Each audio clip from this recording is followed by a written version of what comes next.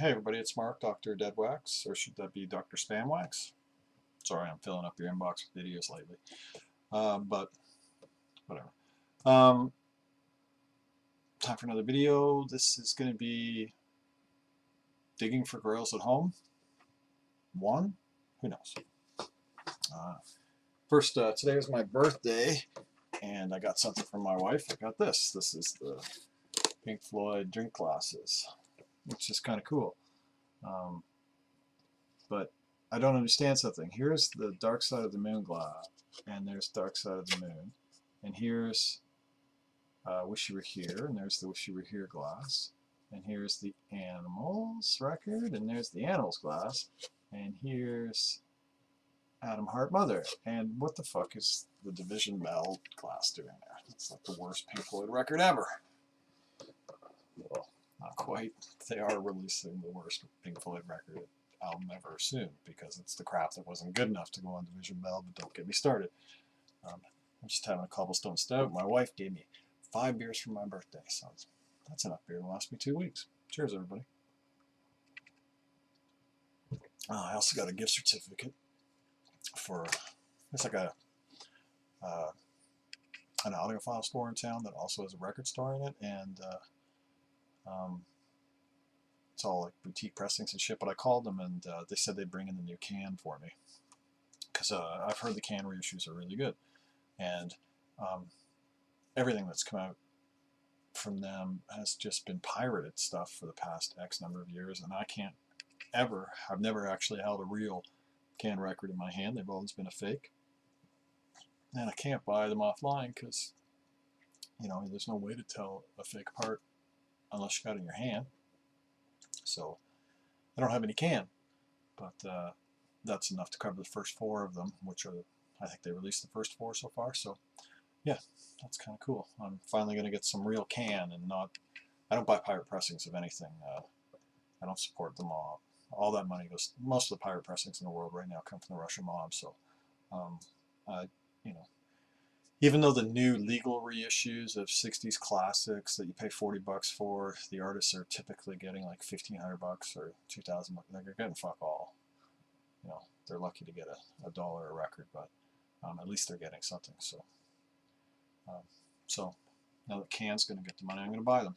So I'm looking forward to that. So yeah, so I had an expedit thing where I had to take it apart and empty everything out of it to get something that had fallen behind it, and I've taken that opportunity to go through all the records in this room that are in my collection, which is about 25% of my collection. It's about 1,600 records, and I've culled 4 crates out that I'm going to sell, which is great to get some shit out.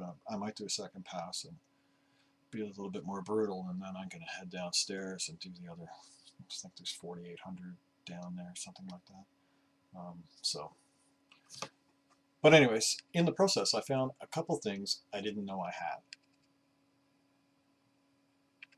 Well, let's say I found one thing I didn't know I had, and I found 2 things I forgot I have. So the first one of them is a sealed first pressing of Pearl Jam's Vitalogy. I was a member of an audio website. It's no longer in existence, but they couldn't meet the server bill one month, and the owner sold some records, like kind of auctioned them in a private part of the site, and I bought this just to help the site out. I paid $100 for it. It was sealed, and unfortunately in the mail it got split. It's in a Blake, I don't know if you can see it, but yeah, you can see it split the whole way, the plastic. So it's never been out of the shrink, and it's never been played, but it split the whole way along the bottom, so it's not technically sealed anymore, and that's kind of shitty, because the sealed first pressing of this actually gets some pretty nice money. What gets even nicer money is the other one I bought at the same time, which was a sealed first pressing of Pearl Jam's 10. And again, it got fucked in the mail, and it's still technically sealed, but from the point of this bit of, these are post-it notes. I use post-it notes on records because they don't actually stick. You know, sometimes if a bit of cover's lifted and it'll get damage going in and out, you can just post-it note it down and peel it off at any point in the future. Anyway, so from here to there, so from there to there, it's split open. So it's still sealed from here to here, so you can't actually get the record out. So, you know, I've never had the record out of this either, but if that was actually tightly sealed, I could get stupid money for it. If I try to sell these as sealed records on eBay, you know, somebody's going to buy them and then fuck me over and say they weren't sealed when they got them because, you know, they're sealed but not quite. So I actually could have got some pretty nice money out of those two records if I hadn't got fucked in the mail. But, oh well. We kept the site alive for like another year, but oh well. It was worth it. I'm just not interested in the music. I bought a used copy of that Pearl Jam 10 Redux, and it had the first mastering and the Redux mastering, and I listened to that and I was like, wow, I don't really want to listen to this. And then the other thing I found was this. I was going through my Columbia 6i timeouts.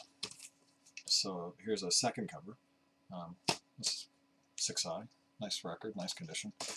And then I found this, also in the collection.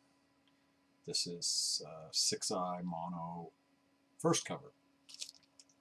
Both of those are US. And then I found this, which is also a US 6i mono first cover. But it had a seam split along the top. So I was thinking like, well, first of all, it has this green bit of post-it note on it, which I used to put on my records when I was trying to be fucking organized.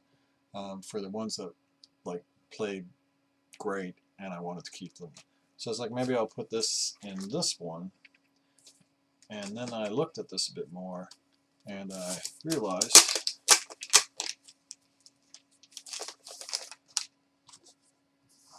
that, I don't know if it's going to show up, but this record's actually signed by Dave Brubeck.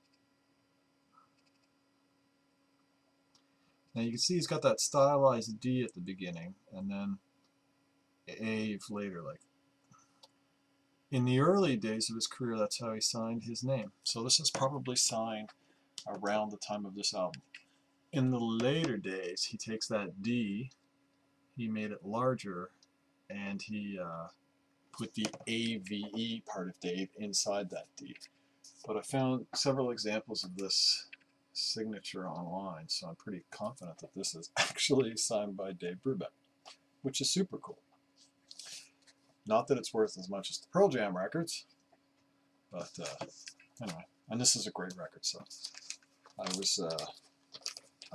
I spun 2 of these so far to see which one was the better one, and the one that has the green sticker is. So, and I won't be putting it in the other cover that's in nicer condition because that cover isn't signed. Anyway, so this is a total grail I found in my collection that I had no idea I had this. Like, I never noticed that before in my life, or I would have maybe framed it.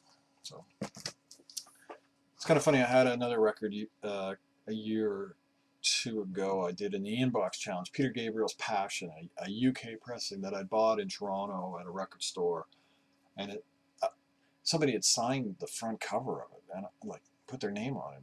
I was like, fuck, some asshole did this. But it was a UK first pressing and it was clean. It was $10, so I bought it. And then like a year and a half later, when I finally cleaned it for the Inbox Challenge and I was sitting in my chair listening to it and looking at the cover, I realized, is that Peter Gabriel's signature? And I looked it up and it was. So that's twice now that's happened.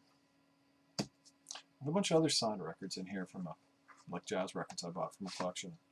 One of these days when they all surface, I'll do a video of them. But